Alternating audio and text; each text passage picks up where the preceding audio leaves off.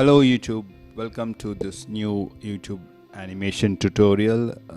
This is more or less the continuation or the part 2 of the previous ball bounce tutorial that I did before. Here the previous ball bounce was just an in place ball bounce. Here I'm going to do a 3 bounce ball bounce using the same previous principle of scaling the ball. Okay, so here I have the same scene file.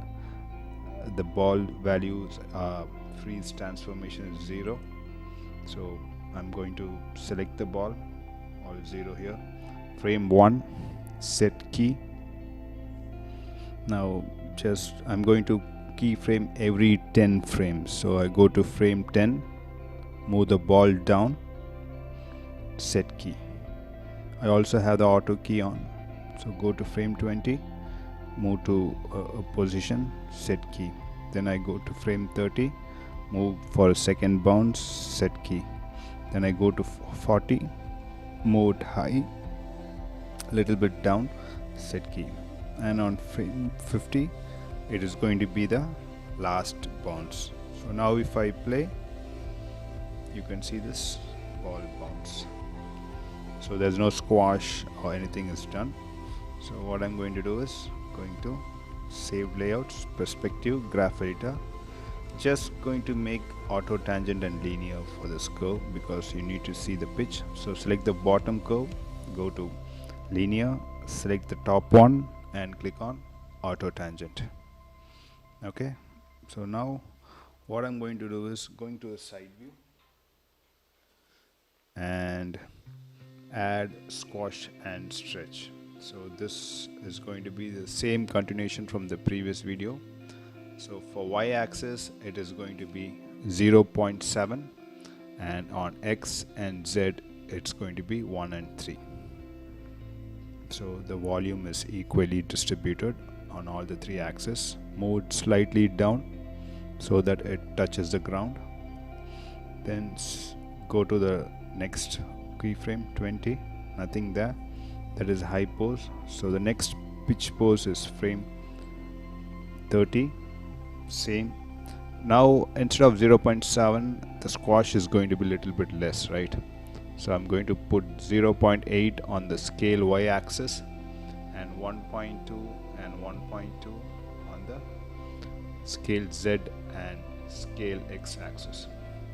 So the same, the volume is equally distributed on all the 3 axes. So 1, 10, 20 and 30. Yes. So the next high pitch is on, high volume is on frame 40.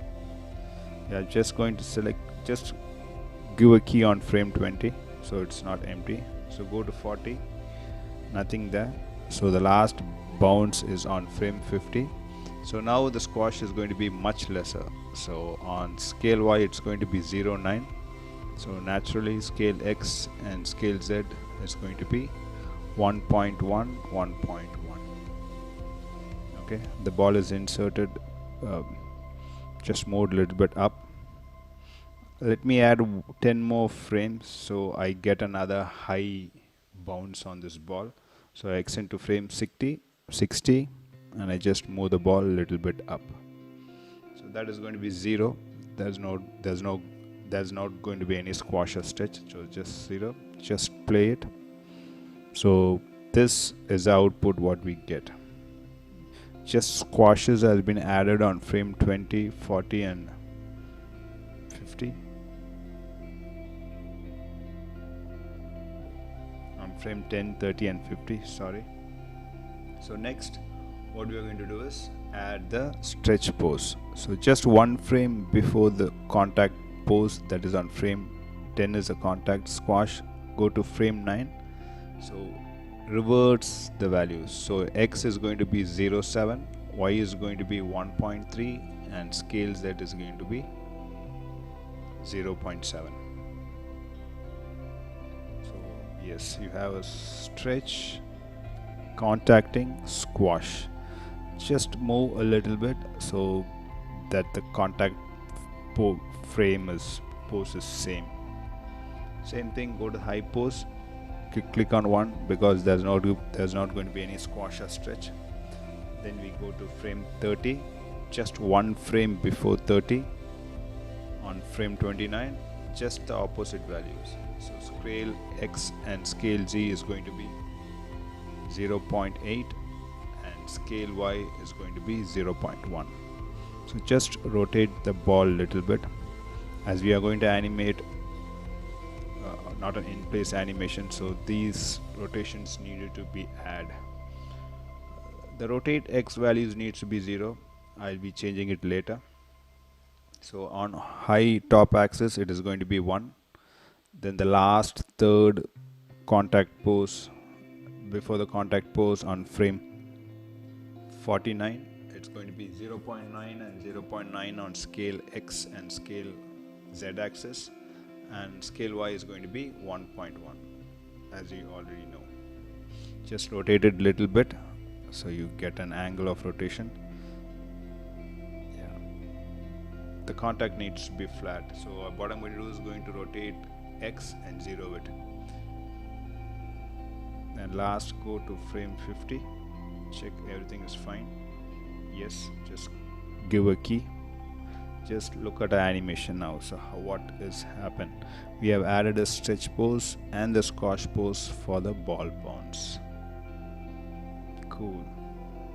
So what is next? So what I'm trying to do is I'm trying to see the angle of the movement, so it is not linear or to the pose, just giving it a little slight rotation.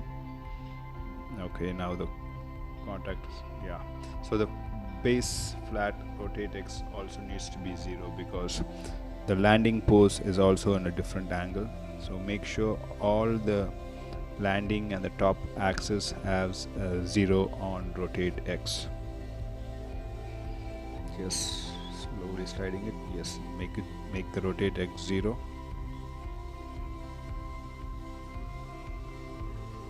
On the top view, on the top side, on the top pose, make the rotate X as 0. So now you feel like a hoppy jump on this ball bounce. Yes, so everything rotate X is clear. So now you see this is the output of our latest work done. So next what we can do is the stretch pose after the squash. So we have a previous stretch and squash. So after the squash we need the stretch pose again. So as we know, it is simple, just copy the previous stretch pose and put it on frame 11, and the rotation would be normally wrong, so we have to rotate it on the opposite axis. And don't try to move the ball too much. So yes, so we need to move the ball a little bit back because it has gone too far. Yes, to always make sure that the contact frame or pose is always perfect. Same thing, yes, the ball is contacting on frame 30, and on 31 we need to copy 29 and put it on 31. Copy, paste, rotate the ball a little bit forward, make sure that the contact position is same. You can use a grid if you want it, if you I do not use any grid in the background, but if you want to get a better view, you can use a grid in the background, so you can make sure that the contact poses are same. Now same thing, copy this on frame 49, copy it from 49 and go to 51 and paste it. Rotate it a little bit, check whether the contact pose is also the same. Yes. Let's check our animation. Yes, I think it is clear now, it is clean now. All our squash stretch has been perfectly calculated and added, little bit fine tuning. So now it's time for the graph editor. So open your graph editor. The main axis that we are going to contribute or going to do is on the translate Y. So the top, all the keys should be auto tangent, and the bottom keys needs to be linear.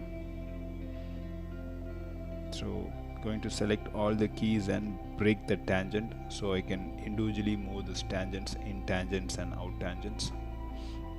I think I don't need this key here. I'll delete it. Yes, delete it. No need. I don't think so it's going to be big change. Just adjust the out tangent to change the different spacing in this ball in and out. As I already told you, I'm not going to use any weighted tangent. As a beginner, you don't need to touch on weighted tangents unless you are going to do any characters. Let us make it simple. So checking all the axes. So transit Z is wrong here. The motion is not linear. So select all the in-between keys, delete it, and select all this, and I need to make it into a linear tangent. So the motion is clear. This is also messy. Just give an auto key. We don't need to fine tune anything here. Check all the attributes. Yeah, so this is where the squash and stretch happens in 2 frames. So this is all perfect. We don't need to touch anything here. So let us see our final ball bounce animation here. Nice. So you can see the difference here. The different ball bounce has a different squash and stretch.